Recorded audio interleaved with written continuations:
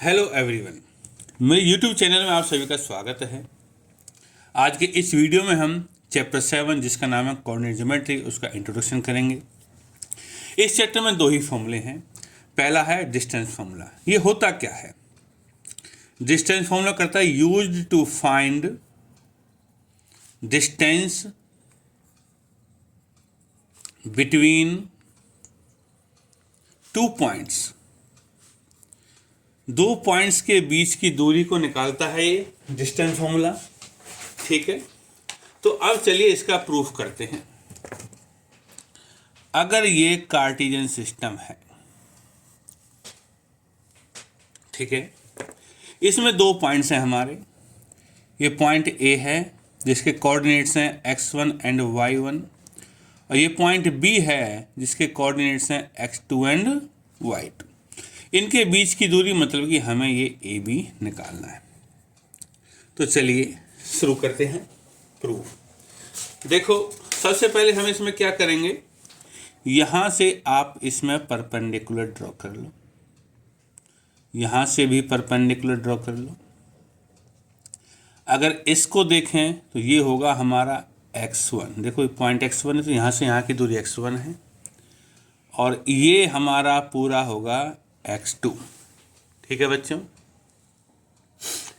और ये वाला हिस्सा ये होगा, ये टोटल यहाँ से यहाँ तक x2 है, ये x1 है, तो ये होगा x2 माइनस x1।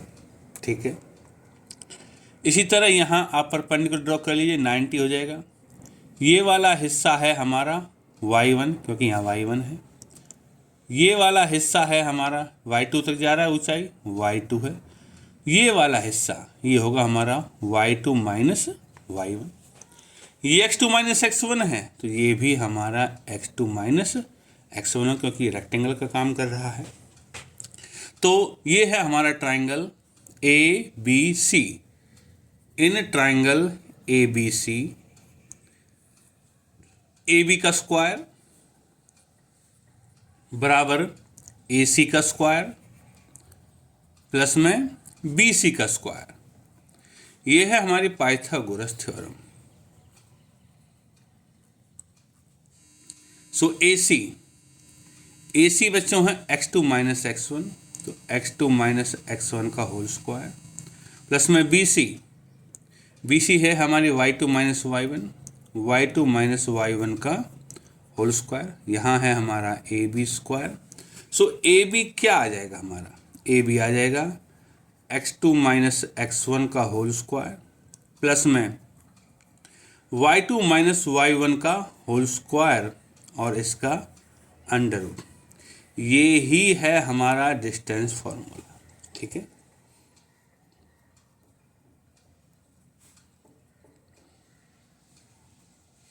अब ये काम कहाँ आता है तो हम निकालेंगे इसकी एप्लीकेशंस कि काम कहाँ आता है। ठीक है, सो इन एप्लीकेशंस सबसे पहला तो है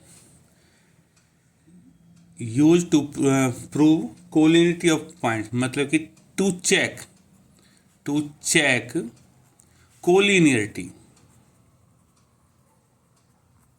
ऑफ 3 पॉइंट्स। कोलिनियरिटी कैसे होगी? मान लो 3 पॉइंट हैं A B C। If AB की A और B के बीच की दूरी BC के AB प्लस में BC AC के बराबर हो जाए तो पॉइंट्स क्या होंगे? कोलिनियर होंगे। कोलिनियर मतलब एक लाइन में साथ, अन्यथा नहीं होंगे। कि इफ AB प्लस में BC बराबर AC हो जाए तो पॉइंट्स कोलिनियर होंगे। दूसरा काम क्या है? To check type of triangle. Triangle का भी पता कर सकते हैं हम। मान लो एक ट्राइंगल है हमारे पास, ट्राइंगल ABC। ठीक है बच्चों, तो हम क्या करेंगे?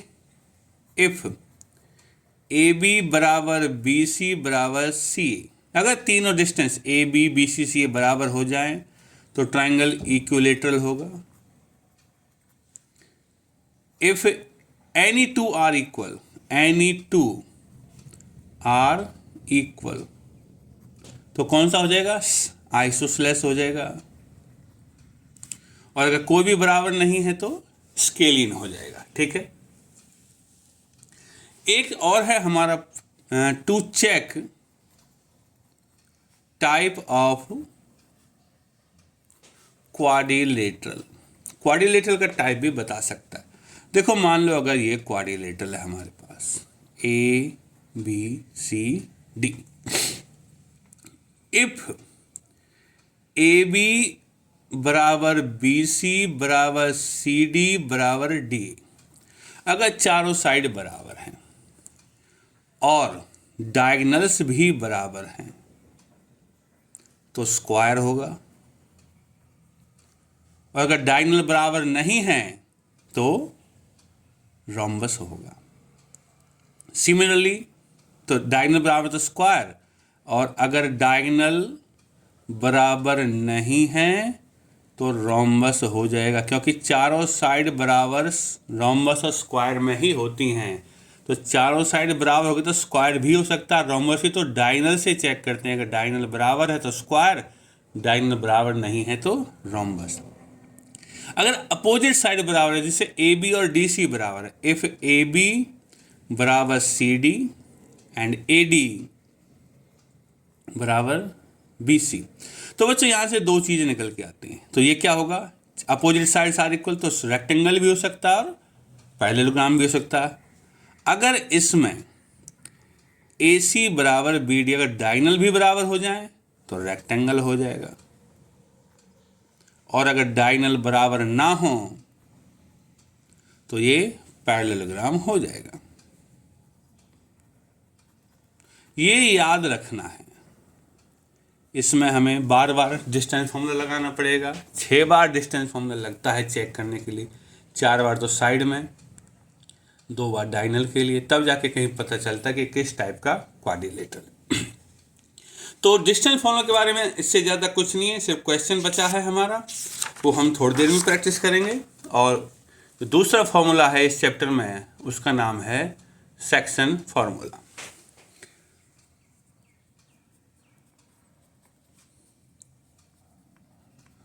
सेक्शन फॉर्मूला होता क्या है, देखो क्या करता है section formula.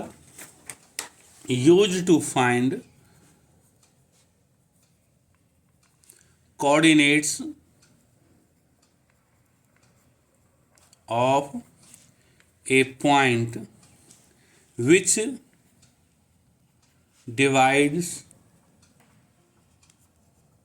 divide the line segment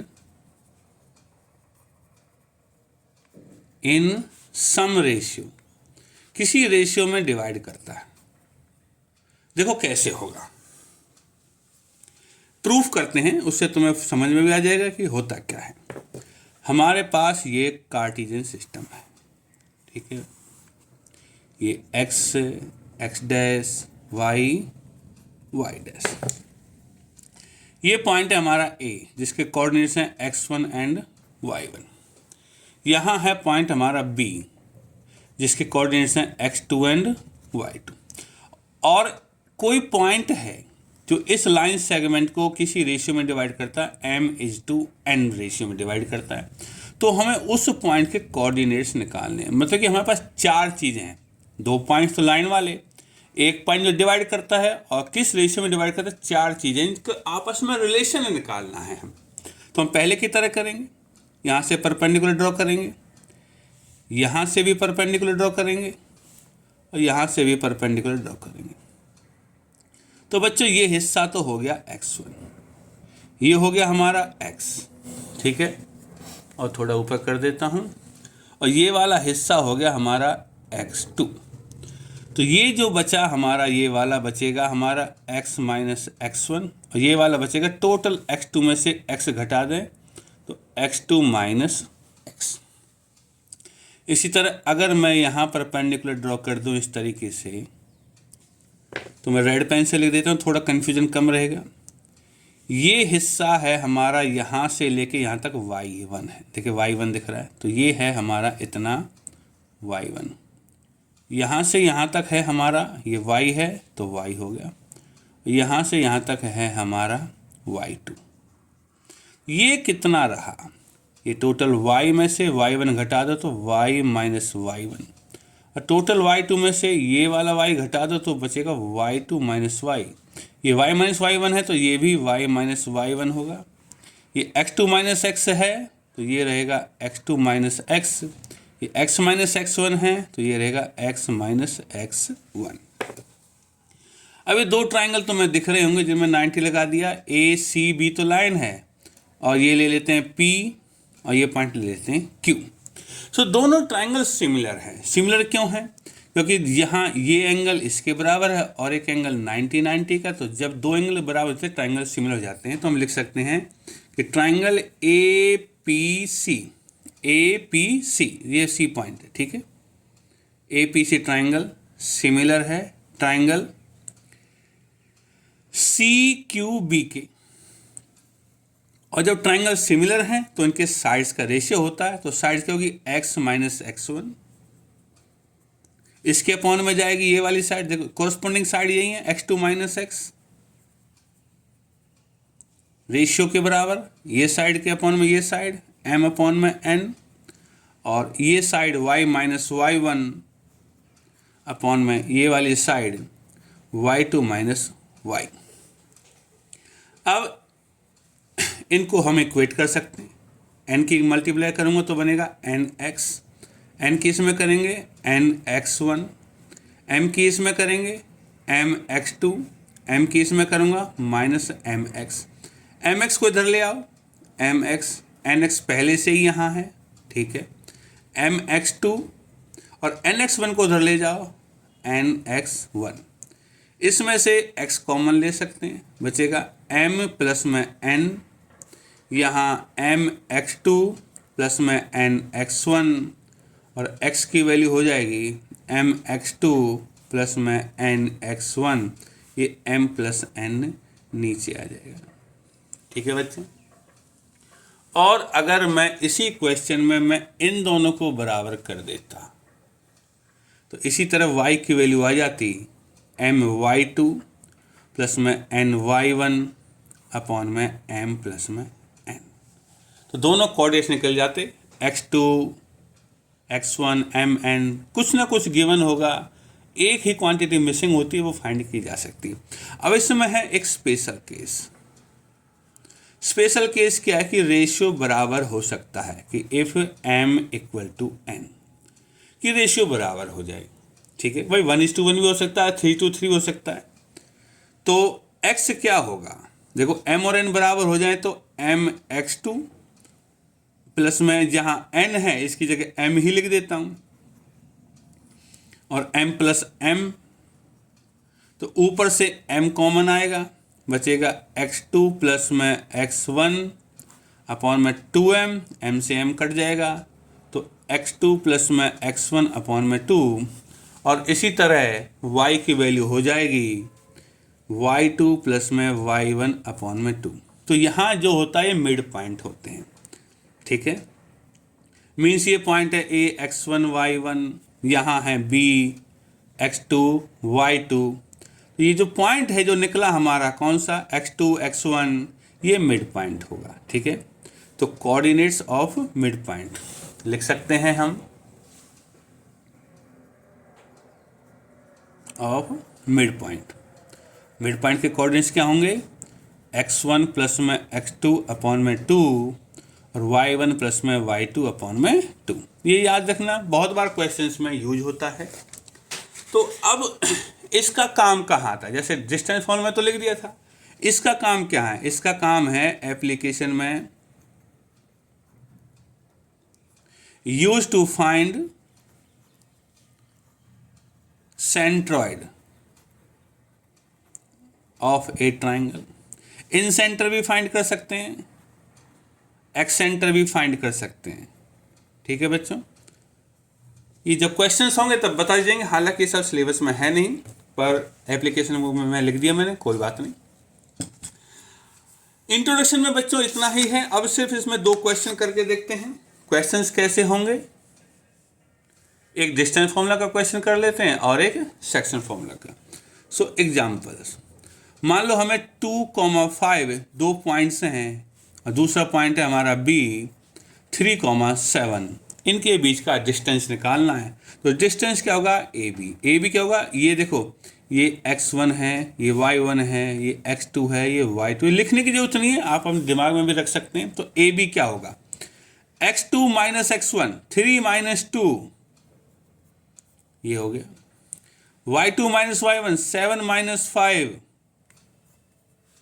इसका अंडर रूट, तो क्या हो जाएगा 3 माइनस 2 1, 7 माइनस 5 2, 2 का स्क्वायर 4, तो आंसर आएगा √5, क्योंकि हमारा जो डिस्टेंस फॉर्मूला है वो क्या होगा यहाँ, x2 माइनस x1 का whole square plus y2 minus y1 का होल स्क्वायर। अब एक क्वेश्चन हम सेक्शन फॉर्मूला का कर लेते हैं। जैसे ये दो पॉइंट ले लो, 2,5 3,7 और रेशो है 3:2, कोई पॉइंट है यहाँ पे x, y जो इस रेशियो में इसको बांटता है, तो हम निकाल सकते हैं। ठीक है, तो देखो सेक्शन फॉर्मूला क्या था हमारा, x बराबर था mx2 प्लस में ny1 अपॉन में nx1 प्लस में m प्लस में n, और y की वैल्यू थी हमारी my2 प्लस में ny1 अपॉन में m प्लस में n। देखो ये m1 है, ये m है, ये n है, ये m है, n है, ये x1 है, y1 है, x2 है, y2। देखो mx2 तो mx2, तो मतलब आप इसको इस तरह एरो लगा लीजिए क्वेश्चन करने के लिए। m उधर जाएगा, सो 3 इधर जाएगा, तो x की वैल्यू क्या होगी 3, x का निकालना तो x वाले में जाएगा, 3 × 3 9 प्लस में n, ये इधर जाएगा 2, 2 × 4, 2 × 2, 2 × 2 4 हो जाएगा, अपॉन में m प्लस n मतलब कि 5, तो कितना होगा 9 प्लस में 4 अपॉन में 5, 13/5। और y की वैल्यू निकालें तो y वाले में भी हम सेम काम करेंगे, लेकिन अब हम y में मल्टीप्लाई करें तो m जो 3 है वो 7 में जाएगा, 3 × 7 21, ये 2 5 में जाएगा, क्योंकि y वाला निकाले तो 2 × 5 10, अपॉन में 3 + 2 5, तो 31/5। तो हमारा क्वेश्चन हो गया। तो बच्चों इस तरह हमें क्वेश्चंस करने हैं। ठीक है, उम्मीद है कि आपको समझ में आ गया होगा। एक्सरसाइज के लिए अगली वीडियो का इंतजार कीजिए। धन्यवाद।